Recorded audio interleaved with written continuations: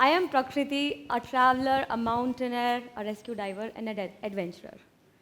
I love scaling heights and diving into mysterious depths. Let's start by asking you all a question. What comes to your mind when I say Everest? Some of you might picture the highest mountain in the world, while some of you also might picture Taste My Best, Mummy or Everest. Exactly, right? But I say Everest denotes challenge in everyone's life, a dream or a goal that seems impossible to achieve. Gladly for me, it was a mountain itself, and I was able to live that dream.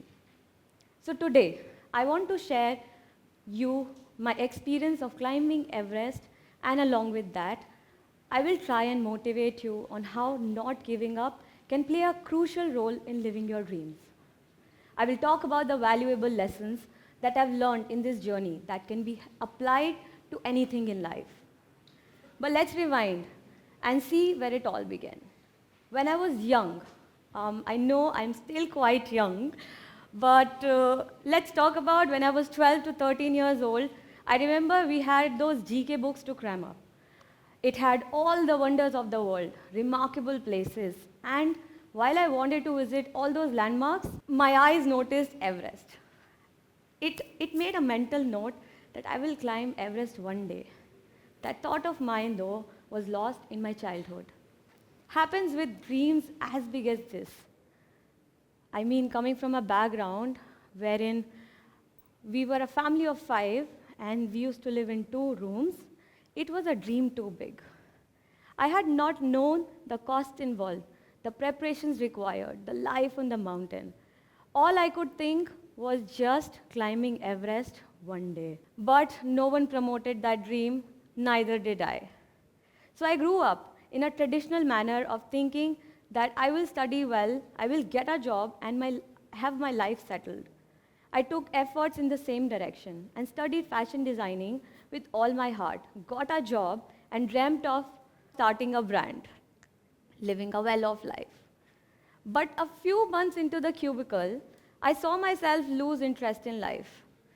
Now I understand 9 to 5 is a necessity for some, and not everyone can be this reckless. But because I had the safety net in terms of family support, I quit my job in 10 months. But let me clarify. The safety net does not mean that I could take money from my parents to travel. It just meant that I didn't have the responsibility to look after my family at that moment, and I could experiment with life. It involved a lot of risks, and I didn't know how I was going to do anything. I didn't know how travel would cater to my future. I didn't know how it will help me on. Would I be able to sustain on my savings for long? Or if so, how long could I experiment? With all these questions, I left for Spiti in December 2016, spent 1 month in the freezing cold, minus 30 degrees, understood the value of human bonds over money, started appreciating life, the simplest things of life. No lavish stays, no lavish lunch or dinner. Sometimes I used to help out the owner of the property to get the stay for free. Sometimes I used to stay without even food. Sometimes I used to fail to hitchhike, so I used to walk. But that time taught me how tough I could be, and I say it was all prepping me for Everest. You will connect the dots soon. I traveled for a year before I had this urge to shift my base to the mountains. Many things were in play, and it all led me to rent a 30-year-old house, eventually turned it into a hostel. But to keep on trekking, I lacked one thing. We never have enough of this. Can you make a guess? It's money, of course. Now, adventure activities can burn a hole in your pocket if you do them every other week. My source of income was the house cum hostel in Manali and a few Instagram promotional activities. But they were not enough to sustain and help me do what I wanted to do and the adventure I was seeking. So I volunteered as a porter on a few climbs and went as a guide on a few treks. Until now, I was not thinking about Everest, not at all. I was just going with the flow, and I was just following my heart. But then one day, one fine day, I decided to do the basic mountaineering course right in the middle of COVID. That was in, this, that was in I think, 2021. And right after I came back, I went on a spree to climb all the mountains I could. I climbed 10 mountains before I left to climb this very technical mountain, one of the most technical mountains in the world, Ama Dablam. It had all kinds of terrain to cross, rock, ice fall. It was a definitely very technical climb. I had not thought of climbing it actually. It was an accident. I was planning to go to Manaslu, the 8th highest mountain in the world, but a brand ready to sponsor backed out very last minute. I was shattered, to be honest. I had spent 2 lakh rupees on the permit just because the brand was ready to sponsor. And I was just shattered. But coming from a background where, I come from a very humble background. So it was impossible for me to let that money go down in the drain. So I requested the expedition agency, and they gave me 2 options. Either I raise 15 lakhs and go for Manaslu, or I lose 80,000, raise 5 lakhs, and go for Ama Dablam. Of course, I chose the latter.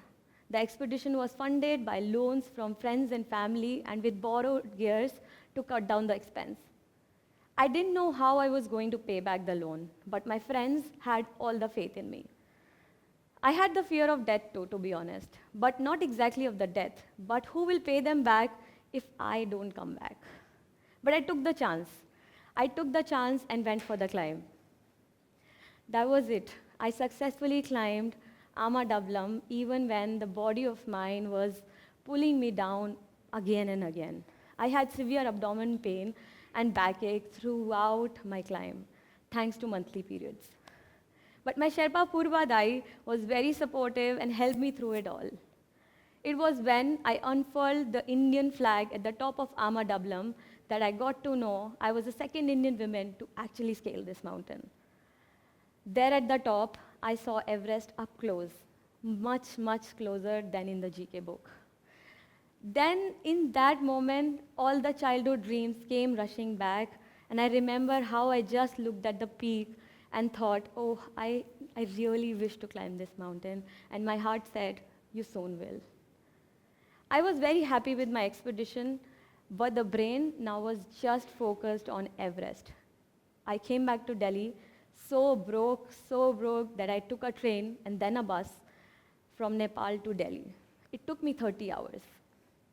But I came back, worked hard, repaid the loan, and started to plan for my Everest. Everest, the mountain, and an Everest full of physical, mental, and financial challenges. It required 35 lakhs. Relying just on sponsors would have been stupid. So I started crowdfunding campaign and side by side kept pitching the brands. While I received a lot of love, there was immense amount of hate too for being selfish.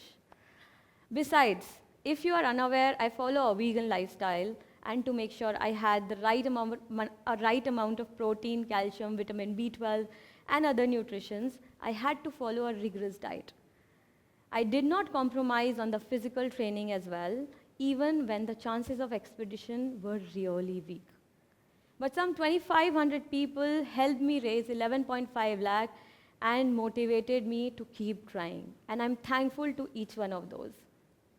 I had to borrow the rest, but with faith in myself and my dreams, in April 2022, I embarked on the journey to the mighty Mount Everest.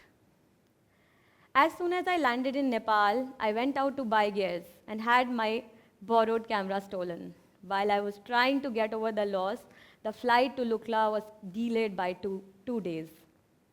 It felt as if the universe was not by my side. I went on nonetheless. I kept trying, reached Everest Base Camp, did the rotations to Camp 1, then Camp 2, then climbed Lobuche 6,100 meters in order to acclimatize. After a few days of rest at the base camp, we left for the summit push.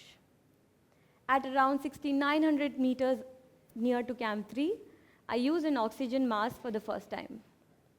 But even with the mask on, I had trouble breathing. Mingma Dai, my Sherpa, thought that I was being naive. I didn't know because I was just new to oxygen mask. But after reaching Camp 3, we figured that the pipe of my mask was ruptured. Mingma Dai somehow fixed the mask and continued for Camp for 8,000 meters, which is called Dead Zone. I will keep it short. The climb from Camp 4 to the top was incredibly beautiful, like insanely beautiful, but very, very physically taxing. We took about 10 hours from Camp 4 to the top. The views were incredible, with the panorama of some of the highest mountains in the world, like Lhotse, Makalu, Kanchenjunga, Choyu, and many more. I still really can't comprehend how I felt at the top of the world. I still can't explain the exact feeling of it. But it was a dream come true, and I really thank my parents, my siblings, my friends, and everyone who contributed to my fundraiser. Without them, it would have not been possible. But I was an ordinary person, just like many of you here. I worked hard, pursued for my passions, and tried to live a meaningful life. But one day, I realized that I wanted to do something extraordinary, something that will push me to my limits and test my capabilities. That's when I decided to climb Everest. It was a daunting challenge, but I was determined to make it happen. As I just said, the journey was not easy. It took several years of training and preparation, both physical and mental, before I was ready to take on the journey to this mountain. And even though there were moments when I doubted myself and I questioned whether I was actually able to do it, but I persisted, and eventually I stood on top of the world. So what is your Everest? And do you have the courage to climb it? Look within and find your answers. Now, my learnings from Everest is that the journey is just as important as the destination. It's not just about reaching the summit. It is about the experiences, the challenges, the lessons that you learn along the way. I learned the power of resilience and perseverance. Climbing Everest is not a one-time event. It is a series of small steps that you take every day. And you have to keep pushing forward, even when it seems impossible. The ultimate goal is to never give up. After reaching the top of the world, everyone asked, what's next? I kept saying I'm going to pay back the loans only. But just a couple of months later, I found myself in Maldives wearing a scuba kit, ready to dive into the depths unknown. I was afraid to be in the waters initially, but I fought through one more time, and excelled so well that I completed my diving courses and did 40 dives within a span of 45 days. Just like I had reached the top of the world within 2 years of my climbing journey. It is just how I am. It is just how I do things. I love extremes. I love to reach my max potential. I love to do things that can scare me. I love to break stereotypes, and I want to achieve everything that I can think of. And that's why I believe I'm made of mountains and oceans, rigid as the peaks and flowy as the water. Concluding, I would like to say that the world is big with endless number of ways for you to live in it. You can be what you want to be. There are no rules. Just follow your heart wherever it takes. Thank you.